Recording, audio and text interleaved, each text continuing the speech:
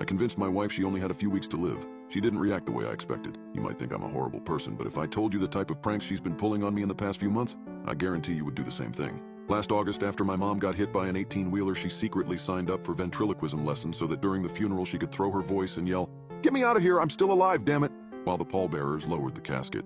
Or there was the time she tricked me into thinking I'd won the lottery. That alone I might have laughed off, except she also convinced me to call my very married boss and tell him the whole department knows he's banging his secretary at the office Christmas party. So I'd been looking for a little payback, you might say. Just last week, Stacy came down with a ferocious migraine, and 3 days in bed with a damp rag across her head didn't help one bit, so off to the hospital we went.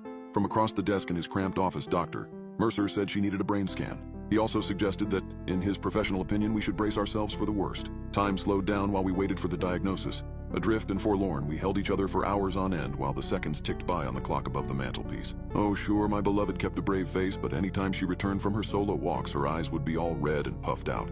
Well, this morning, Dr. Mercer finally called while Stacy was at the store. He used the landline because she hadn't answered her mobile. "So what's the diagnosis?" I asked, my stomach folding itself in knots. Again and again he insisted he couldn't discuss the case with anyone besides the patient, although 10 minutes of groveling wore him down.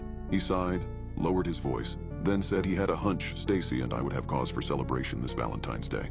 All joy seeped back into the world. I thanked the doc a million times before collapsing into the chair, an idea for a prank already blooming in my mind.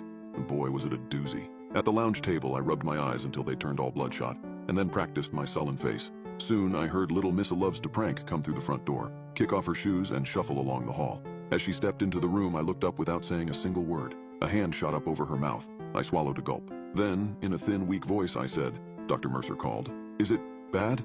Rather than answer, I simply pretended to sob into my hands. Stacy didn't burst into tears or scream, nor did she collapse on the floor. Instead, she let out a deep sigh and threw her head back. On the wall beside the window stood a dark wooden cabinet. She went over to it, slid open the bottom drawer, and lifted out this huge metal trunk.